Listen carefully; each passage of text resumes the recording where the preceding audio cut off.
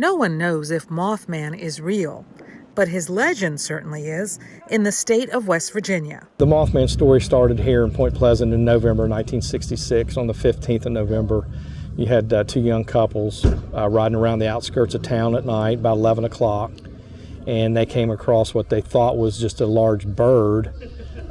It chased them in their car, chased them back into the city limits. More sightings of a giant bird-like creature followed. Most people that saw it described this as about 6 to 7 foot tall, grayish in color, large wingspan, 10 to 12 feet, and it had two distinct red eyes, about the size of baseballs. Nobody ever reported anybody being attacked or harmed or anything.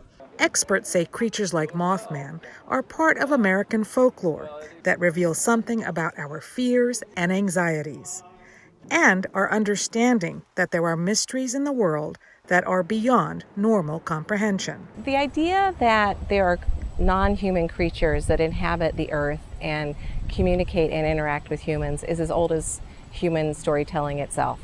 Today we talk about UFO abductions, but in ancient Ireland and up until the early 20th century, there were stories of people who were abducted by fairies. It's the same thing with mythical creatures like the Mothman or Bigfoot, that there might be creatures out there who inhabit the earth and share the same landscapes, but don't necessarily interact with us or even are known to us. Stories like Mothman can help explain the relationship between people and their communities. Many people believe Mothman served as a signal of impending danger. In this case, to warn locals of a bridge collapse that ended up killing 46 people. The Mothman is more of a representation of the fact that people don't necessarily feel like people in charge, like their politicians or the people who are running factories and mines, can be trusted.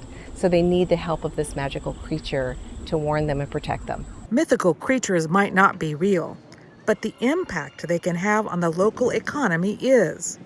Once Point Pleasant fully embraced the Mothman legend, visitors and their dollars poured in.